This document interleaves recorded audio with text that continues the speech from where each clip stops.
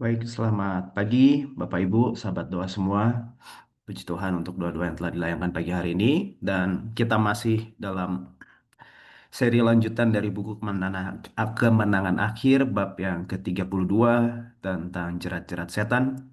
Dan penipuan besarnya itu salah satunya yang kita sedang bahas adalah mengenai spiritisme. Kita sudah pelajari ini untuk 2 hari belakangan, dan ini masuk di hari kelima dan besok terakhir tentang spiritisme ini. Namun saya ingin sedikit mengulang supaya kita boleh ingat-ingat. Menurut definisi Alkitab, secara sederhana spiritisme itu, kalau orang dunia paham spiritisme dengan komunikasi kepada roh-roh orang mati, yang mana kita tahu tidak ada itu roh orang mati, karena orang mati itu mati, tetapi ada ada kejadian seperti itu, fenomena seperti itu ketika orang bisa berkomunikasi dengan dunia orang mati, tapi kita tahu bahwa itu adalah komunikasi terhadap roh jahat. Siapa roh jahat yang dimaksud? Ingat Alkitab cerita Lucifer, malaikat Tuhan yang sempurna itu pertama kali memberontak di sorga lalu dibuang dan dia menghasut dan membawa 1/3. Dan itulah roh-roh jahat yang berkomunikasi kepada manusia dari dulu sampai sekarang. Dan secara sederhana, spiritisme itu adalah menolak Tuhan dan menolak firman-Nya berdasarkan kisah dari Raja Saul. Saul lebih percaya kepada sesuatu yang lain di luar daripada Tuhan dan firman-Nya. Oke, jadi spiritisme itu menolak Tuhan dan firman-Nya. Itulah tujuan akhir dari rencana setan dengan mengadakan spiritisme ini supaya meragukan, supaya manusia meragukan tulisan-tulisan suci Alkitab firman Tuhan. Dan untuk kita di zaman akhir ini sangat relevan, saudara, karena di depan spiritisme itu akan semakin meningkat dan meningkat. Di bab-bab berikutnya, saudara akan dapati bahwa akan ada banyak orang-orang yang em, eh, orang-orang mati yang bangkit dan mungkin suaranya mirip dengan seorang yang kita kasihi yang telah meninggal. Lalu ada banyak tanda-tanda, mujizat-mujizat dan lain sebagainya di depan akan semakin begitu. Dan inilah 2 penipuan besar setan. Yang pertama adalah mengenai kekekalan jiwa, bahwa di mana keyakinan orang itu jiwanya kekal terus. Walaupun dia mati itu hanya keluar dari badan, tetapi jiwanya tetap hidup melayang-layang dan entah di mana. Dan yang kedua tentang kekudusan hari Minggu. Yang pertama menjadi dasar dari spiritisme, dan yang kedua menciptakan simpati dengan Roma. Dan Amerika Serikat, Protestannya, akan menjadi yang pertama mengulurkan tangan, menggenggam tangan spiritisme. Dan itu kita lihat bahwa di era modern sekarang, kemarin kita sudah sempat bahas, di negara Amerika Serikat lah pertama kali spiritisme modern itu dibangkitkan kembali lewat eh, seorang sisters, saudara perempuan namanya Maggie dan Kate yang keluarganya pindah ke sebuah rumah di pinggiran provinsi New York di Hydesville. Lalu mereka mendengarkan ketukan-ketukan misterius dan kita sudah pelajari bahwa Ellen White sendiri sampaikan bahwa ketukan itu memang ketukan datang dari kuasa dikodrati. Berarti bukan manusia, bukan penipuan tangan dan sebagainya. Dan ini booming, dan ketika booming semua orang akhirnya, dan mereka, Maggie dan Kate ini mengadakan KKR spiritisme, begitu ya. Jadi bukan KKR berkhotbah, tapi KKR menunjukkan, menampilkan komunikasi dengan roh orang mati, begitu. Dan ini menjadi di abad 19 menjadi sebuah fenomena keagamaan yang baru yang besar, di mana banyak orang sekarang ingin menjadi medium, menjadi perantara seperti Maggie dan Kate. Oke, karena di situ banyak uangnya. Oke, menghasilkan banyak uang. Oke, dan kita juga belajar kemarin bahwa, oh ini sedikit tambahan bahwa ketika Tuhan sedang mau membangkitkan pergerakan Advent dengan kebenaran pekabaran 3 malaikatnya, dengan semua kebenaran yang luar biasa yang selama ini telah tertutupi di zaman kegelapan, dan itu ada di kebunnya atau ladangnya Hiram Edson, salah seorang tokoh pionir gereja Advent. Dan setan pun di saat yang sama membangunkan pengajaran palsunya lewat spiritisme di rumah Fox Sisters yang jaraknya kurang lebih 20 menit.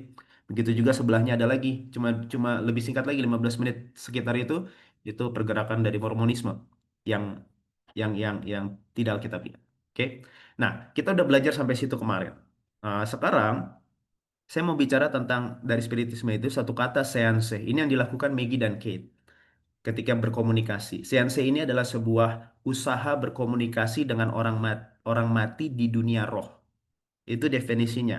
Orangnya berkumpul, pegangan tangan, mungkin ada lilin-lilin di tengah seperti ini.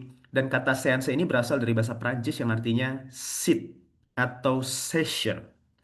Nah, di pertengahan abad 19, kata itu digunakan dalam bahasa Inggris menjadi seansi kepada sebuah pertemuan orang-orang berusaha untuk memperoleh pesan-pesan spiritualistik.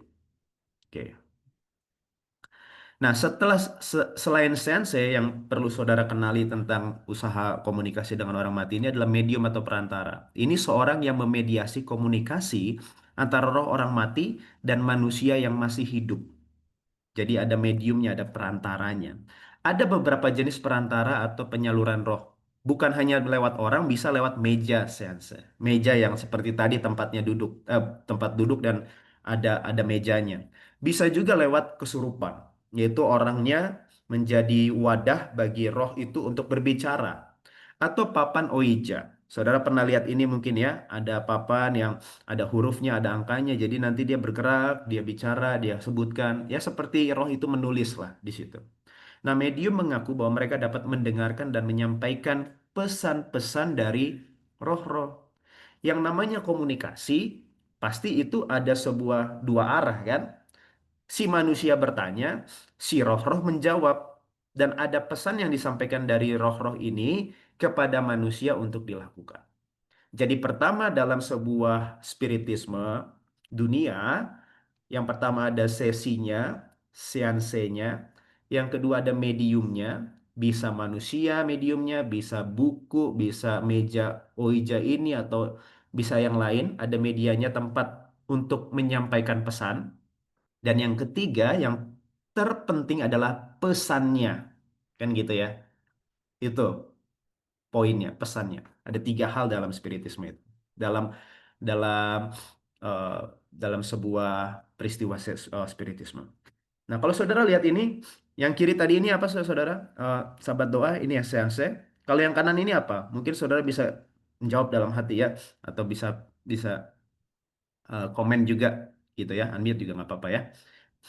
Mirip kan? Sama-sama melakukan sebuah sesi untuk mendapatkan pesan-pesan spiritual dari roh-roh. Ya, sejatinya sama. Kita juga begini waktu Bible study.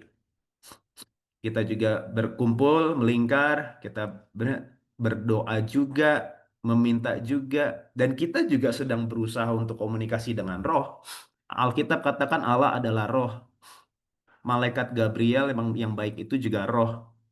Malaikat jahat itu juga roh, makhluk roh. Tapi tidak ada yang namanya orang mati. Orang mati itu bukan roh, orang mati mati. Dia orang yang sedang mati. Dunia roh ada, tapi bukan dunia roh yang dimaksudkan oleh orang Kristen sekarang. Orang Kristen sekarang menganggap dunia roh itu adalah orang-orang mati yang tinggal di sebuah dunia baru. No, dunia orang mati itu mati tidur di kubur. Lalu apa ada dunia roh? Ada. Siapa itu? Itulah diisi oleh Allah karena Allah adalah roh, malaikat baik itu roh-roh juga yang melayani kata Ibrani pasal 1. Malaikat jahat juga, setan-setan juga roh. Karena mereka dulu malaikat juga. Karena kita nggak bisa lihat mereka. Dimensi yang berbeda. Jadi sejatinya seanse itu adalah sebuah worship. Yang satu worship kepada roh jahat, yang satu worship kepada roh Tuhan. Nah, berangkat dari sini, kemenangan akhir katakan begini. Raja kegelapan yang sudah begitu lama mengerahkan segenap kemampuan pikirannya kepada pekerjaan penipuan dengan cekatan menyesuaikan pencobaan-pencobaannya kepada manusia dari segala golongan dan keadaan. Jadi spiritisme itu dari sepanjang zaman setan menyesuaikan itu kepada setiap golongan dan keadaan. Kalau kepada golongan ini dia begini berubah bentuknya. Pada golongan ini berubah bentuk. Nanti kita lihat ya. Kepada orang-orang terpelajar dan yang berperangai halus, kita biasanya berpikir yang spiritisme itu yang dukun-dukun, yang kasar-kasar, yang tidak punya pendidikan, tidak sekolah. Mungkin begitu. Tetapi dengan orang yang terpelajar apakah bisa terpengaruh dan jatuh? Bisa.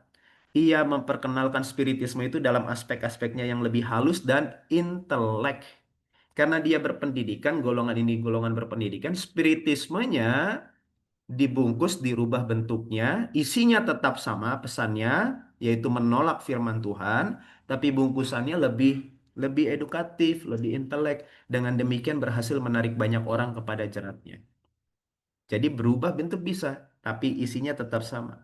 Nah, ini ada sebuah timeline histori, saudara. Kalau saudara sahabat Tuhan lihat, saya buat em, eh, ada tiga bagian. Yang pertama, waktu dari zaman-zaman sebelum Masehi lah, itu zamannya kuno.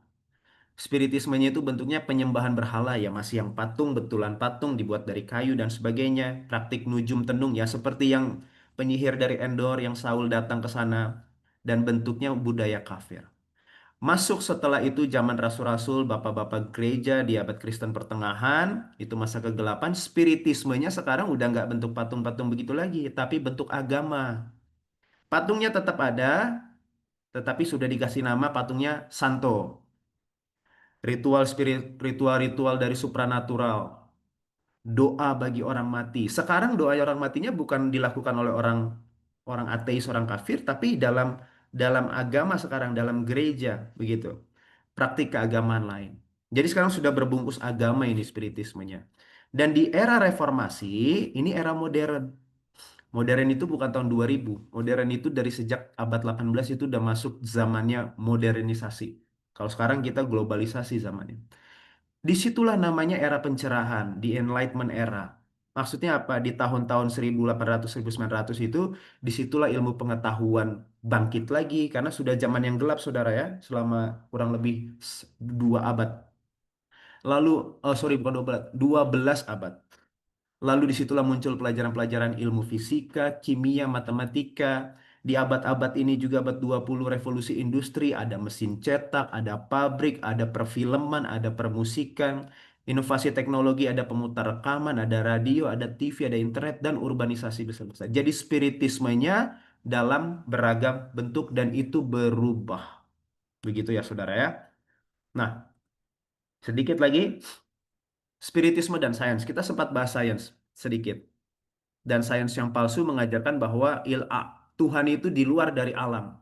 Padahal kita sudah sempat belajar secara singkat bahwa alam ini pun nggak akan bisa jalan bagus kalau Tuhan tidak tetap terus berperan aktif.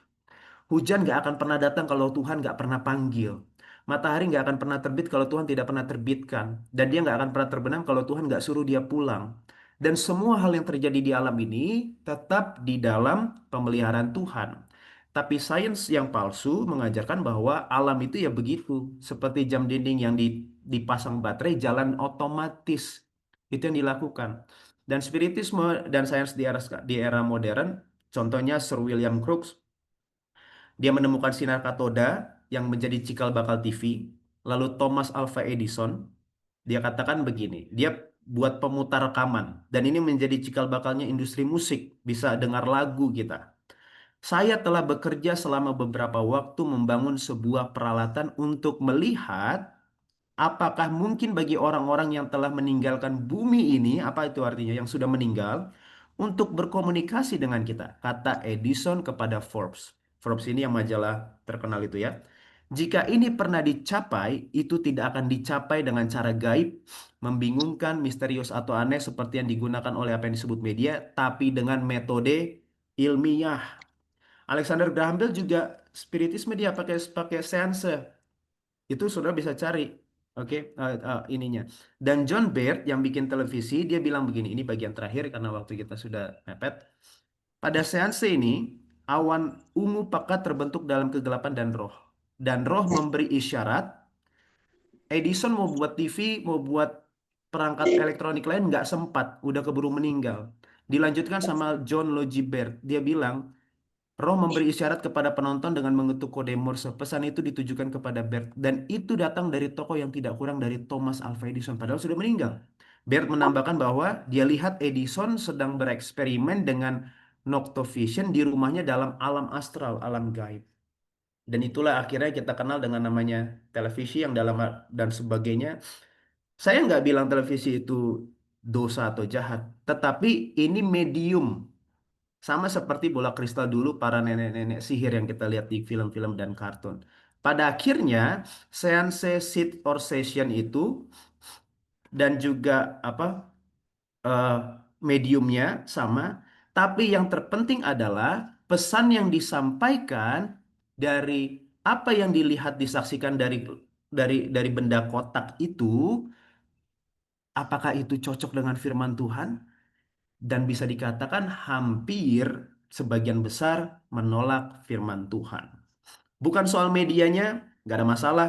Kalau dari media itu kita punya Hope Channel TV, kita punya CBN TV dan lain-lain, baik sekali. Yang penting isi pesannya. Kalau itu menolak firman Tuhan, tidak sesuai dengan prinsip-prinsip Alkitab, maka kita bisa lihat bahwa disitulah Spiritisme di era modern mulai merangkak masuk ke dalam kehidupan bahkan umat-umat Tuhan.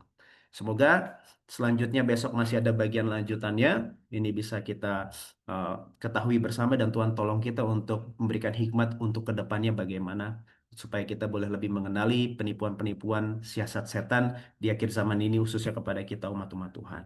Tuhan Yesus memberkati.